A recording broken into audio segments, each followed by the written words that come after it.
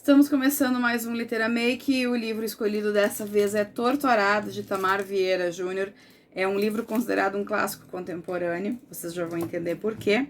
E os recados de começo de vídeo, como sempre, eu não sou maquiadora, eu sou escritora.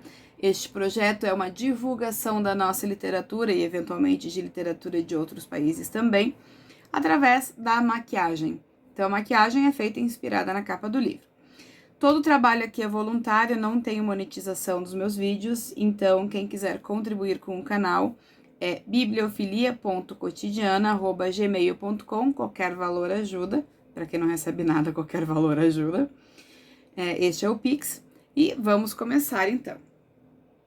O Itamar, então, este livro, o Torto Arado, ele ganhou o prêmio Leia, ou Leia, não sei como pronuncia, mas é um prêmio de Portugal, um prêmio grande e tal, e passou a ser reconhecido, veio para o Brasil pela Todavia, e a partir de então ele virou um grande fenômeno.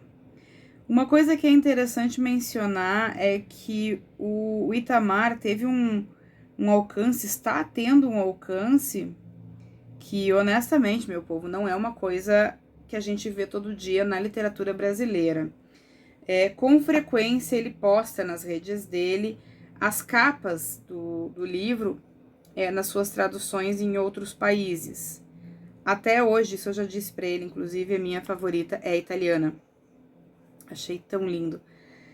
Mas sempre trazendo, né, pelo menos como inspiração, as irmãs Bibiana e Belonísia, que são as protagonistas deste livro. E é interessante aqui que também a espada de São Jorge ela é bastante valorizada e ela é uma das minhas bases. Eu vou ser muito franca com vocês, vou admitir que eu já gravei este vídeo antes, usando o verde como a minha base de trabalho, e o vídeo ficou enorme, ficou muito maior do que devia. Eu me perdi em vários momentos e a maquiagem ficou horrenda. Então, eu disse, não, deu tudo errado, não vou fazer. Porque eu tenho uma questão muito importante com esse livro, o seguinte, é um livro que me marcou muito, é um livro que me impactou muito. Faz bastante tempo que eu li, vamos dizer, não muito depois que ele saiu no Brasil, então foi antes de ele virar o fenômeno que ele virou, mas, como eu disse, tem bastante tempo. E com isso, com essa questão, a gente vai perdendo um pouco da moral, né, da história. Mas o que ficou do livro, a história em si, isso ficou em mim mesmo. E assim, eu acho importante comentar que, embora eu mesma tenha falado que as protagonistas são as duas irmãs, o livro é dividido em 3 partes. Então, uma é narrada por uma das irmãs, uma pela outra, e a terceira é por uma entidade. Mas mesmo assim, acho que o que a gente pode dizer é que o grande protagonista, na resenha, que se chama Retrato, eu trato a Bibiana, a Belonísia, como a grande protagonista, porque a Bibiana vai embora com o marido, e mesmo ela retornando posteriormente, toda a questão da solidão e tal, que também é muito retratado no livro, quem traz é a Belonísia. Mas eu acho que a grande questão, que é o que vale o maior destaque no livro, é que ele faz um retrato, exatamente um retrato, por isso que o nome da resenha é Retrato. Ele faz um grande retrato do Brasil, do interior do Brasil, do que acontece onde ninguém está olhando, que é nessas grandes propriedades rurais, onde existe quase uma lei própria, né? Então, no caso, nós temos a fazenda, aqui já vou até dizer para vocês o nome da fazenda, eu me baseio aqui sempre nas minhas resenhas, Água Negra. Essa é a fazenda, uma mega propriedade rural, onde as famílias, elas vivem em casinhas de barro. Por que barro? Porque o barro vai se desmanchando ao longo do tempo. Então, eles não permitem que essas famílias tenham uma noção de propriedade. Elas têm casas que são temporárias, que eles têm que ficar o tempo todo dando uma retocada nelas, né? Elas não são feitas para ter durabilidade. Isso é justamente para que eles tenham sempre a ideia de que nada daquilo lhes pertence.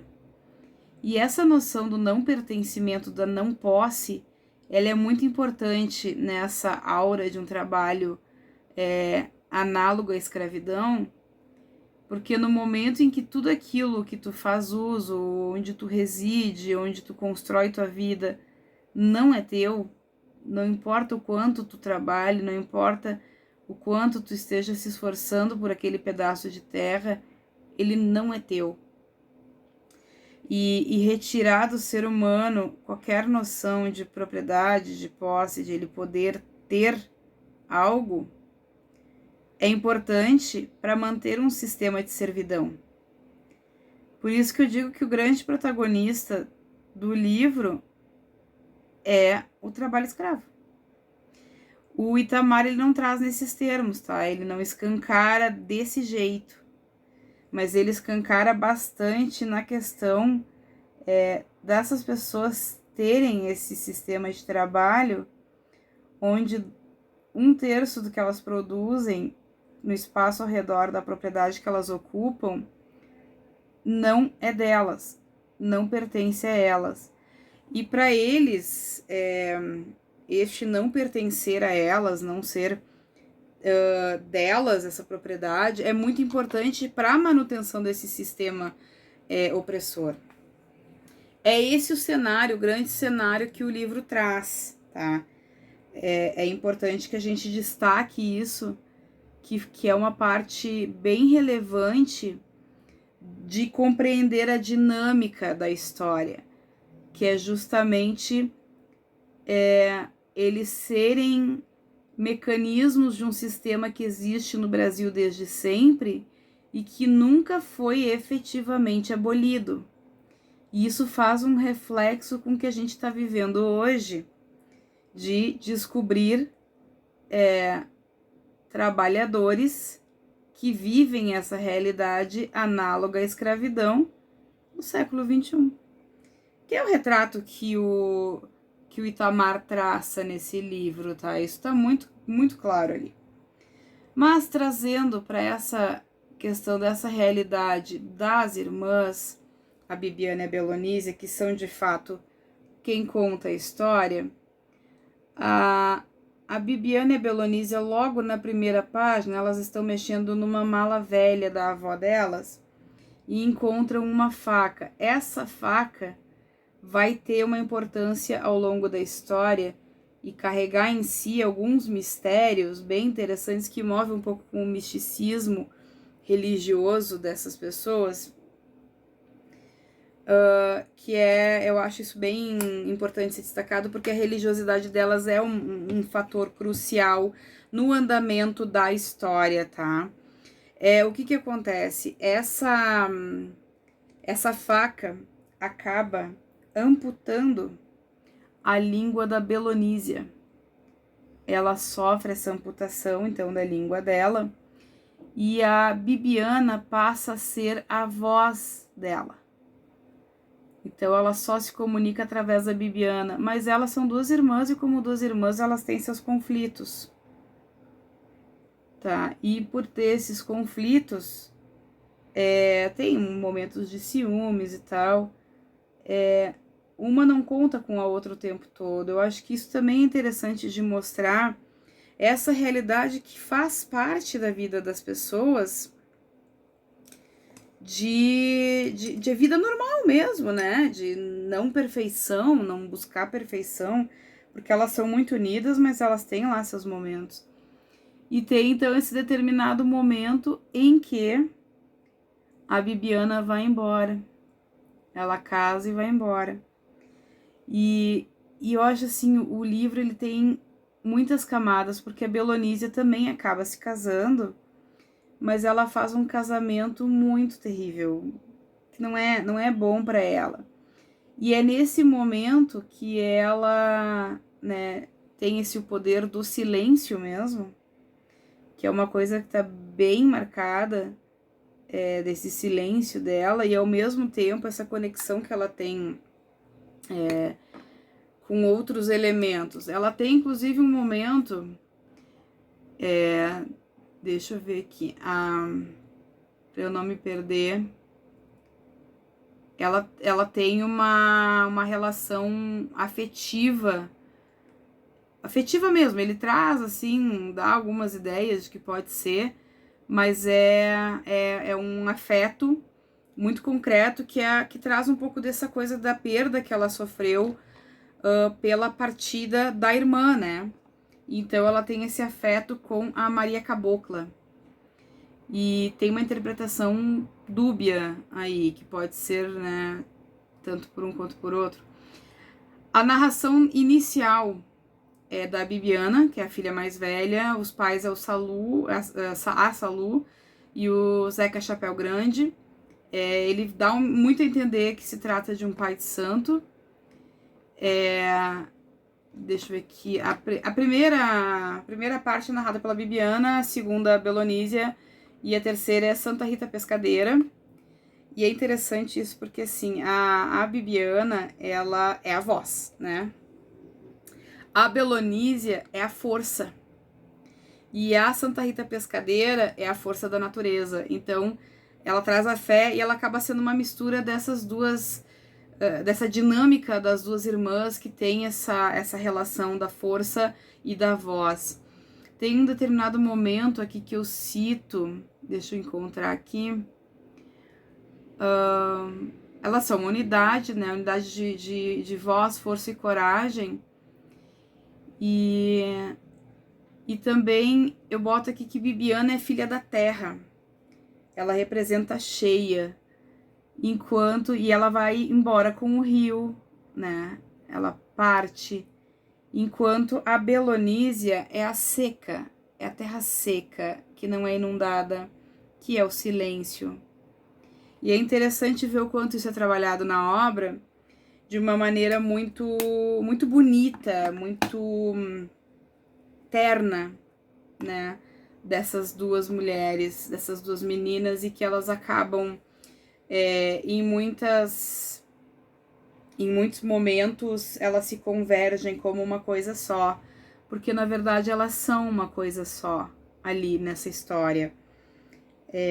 Elas têm uma ligação que vai muito, muito além da questão de serem irmãs. Elas têm uma força, eu diria até que em termos gerais elas são quase uma alegoria da força da natureza mesmo, que é da mesma maneira como eu defini o próprio livro, uma força da natureza. Tá? Eu tô tentando ver se eu consigo fazer uma soma aqui com as cores da capa. Isso pode virar um desastre completo, mas por enquanto tá dando certo. Tem aqui um trecho que eu acho interessante aqui. Dentre as coisas que levava, e talvez a que mais me machucava, era a minha língua. Era a língua ferida que havia expressado em sons durante os últimos anos as palavras que Belonísia evitava dizer por vergonha dos ruídos estranhos que haviam substituído sua voz. Era a língua que havia retirado, de certa forma, do mutismo, que se impôs com o medo da rejeição e da zombaria das outras crianças, e que, por inúmeras vezes, havia libertado da prisão que pode ser o silêncio. Isso é como a Bibiana descreve a partida dela, quando ela reconhece que está levando embora um pedaço extremamente importante da própria irmã, né, que é a voz, que é esse poder de se comunicar. A segunda parte, então, é a própria Belonísia, que narra e ela traz essa questão da luta. E é muito interessante porque a Bibiana, ela se casa com um homem que, na verdade, é um grande ativista. Então, ela vem trazer, em determinado momento da história, ela vem trazer uma luta que vai muito além da história propriamente dita, que é uma luta por direitos, e aí entra em uma nova camada da história, quando a gente entende que pessoas que lutam por direitos colocam um alvo nas costas ou na testa. Então, essa luta que a Bibiana se envolve junto com o seu marido é uma luta perigosa, é uma luta potencialmente letal. E é justamente dentro dessa narrativa, dessa luta desse casal, entendendo que suas famílias na fazenda enfrentam perda de direitos e opressões e uma escravidão moderna, acaba tendo uma das cenas mais emblemáticas do livro para mim, que foi realmente algo que me impactou profundamente. E eu gostei demais da maneira como Itamar tratou essa cena com uma sensibilidade. Foi uma coisa meio novelesca, no bom sentido, justamente de despertar um sentimento muito profundo. E tudo isso me lembra situações que são do cotidiano, que a gente vê acontecer diariamente e quase não tem controle sobre isso. Quase não, né? Não tem controle sobre isso. Então eles mostram o quanto a própria luta por direitos, não é nada extraordinário, é direitos, pode ser perigosa para quem luta, né? Até por isso muita gente segue numa servidão silenciosa, que não se manifesta, que não luta, que não batalha, não é por preguiça, nem por, de repente, falta de conhecimento ou falta de compreensão. Muitas vezes é a total e completa noção dos riscos que se corre quando se luta. Deixa eu ver se eu consigo botar um amarelinho aqui sem ficar cafona. Porque tem bastante amarelo na capa. Isso tudo faz com que o livro tenha muitas camadas, tá? Ele não é um livro fácil de se explicar em poucos minutos, embora já não sejam mais tão poucos aqui. No meu vídeo original ficou em meia hora, mas eu não gostei do resultado, então deletei tudo. É um livro de múltiplas camadas, e eu acho importante comentar que o Itamar, ele quebrou uma barreira muito grande aqui no Brasil do não reconhecimento ao trabalho do autor brasileiro lá fora. Nós temos poucos autores que tiveram, de fato, alguma vazão no exterior. E é interessante ver que o Torto Arado ele vem sendo traduzido para várias línguas, para vários países. E isso é um feito que pode abrir muitas portas para vários brasileiros. Eu espero que para mim também um dia, quem sabe. Justamente porque ele traz muito isso da brasilidade, de apresentar o Brasil, e eu digo isso na resenha, apresentar o Brasil para o Brasil, porque o Brasil não se conhece, e isso é um fato, tá, gente? Isso não é só um jargão, um termo bonitinho de falar. O Brasil não se conhece. Eu aposto que muita gente que for ler Torto Arado, nem imagina que essa escravidão moderna é uma realidade. E digo isso por mim mesma, porque eu não imaginava. Eu não fazia ideia que isso acontecia. E acontece, é uma realidade. É um fato. E é um fato que ultimamente tem virado assunto, tem sido denunciado, mas ainda assim com muita resistência. Tem muita gente que simplesmente não aceita que isso é um fato, é uma realidade e que precisa ser combatido, porque a escravidão nunca foi efetivamente abolida. E existe uma outra questão que o livro também trabalha, porque é um livro de múltiplas camadas, como eu disse antes, que é a questão da intolerância religiosa, porque em determinado momento a fazenda é vendida. E os novos donos tentam impedir a prática religiosa dos moradores, tem terreiro, tem pai de santo, tem as entidades e tal. Eles tentam impedir essa prática religiosa e impor o cristianismo. Isso, eu não sei como é que funciona nas fazendas, eu não sei dizer que tipo de pesquisa o Itamar fez, mas pelo que eu conheço dele, certamente é uma pesquisa bem profunda. Mas isso acontece entre os indígenas, né? a tentativa de imposição de uma fé cristã em cima das religiões dos povos originários. Isso acontece todo dia, evangelização e tal. Então, quer dizer, nós estamos aí diante de uma realidade palpável que é possível de ser vista no Brasil todo dia. É uma luta para conseguir preservar a fé e a cultura dos povos indígenas, né? E isso ele traz junto quando existe essa tentativa, então, de conversão das pessoas ao cristianismo. E por aí vocês podem perceber, gente, eu falei super pouco da história mesmo, propriamente dita. Eu falei muito mais, assim, de termos gerais do que ele tenta transmitir com essa narrativa. Mas o livro tem muitas camadas. Ele não pode ser resumido a poucas linhas. E eu não sei se eu fui bem sucedida aqui em trazer tudo que daqui a pouco era necessário para expressar essas camadas todas, essa profundidade que a obra tem. É por isso que quando eu trago livros aqui, eu sempre peço para todo mundo, peço para vocês que estão ouvindo, que leiam o livro, porque tem muita coisa nele que não é contemplado aqui nos vídeos e nem nas resenhas no blog. No caso aqui, a resenha se chama Retrato, né, por conta de ser um retrato do Brasil, mas nenhum dos dois dá conta da profundidade que esse livro traz. Então eu peço a vocês que, se não leram ainda, leiam, assim como indico que leiam todos os livros que eu trago para cá, porque, sinceramente, gente, falando com muita franqueza, não é fácil fazer a maquiagem e comentar o livro ao mesmo tempo. Então, os livros que eu trago aqui são realmente livros que eu gostaria que vocês lessem, porque eu não vou conseguir expressar a grandiosidade de cada livro nesse espaço. Não tem como, eu não tenho essa condição. E eu não sei se algum canal, se algum blog consegue, eu não consigo.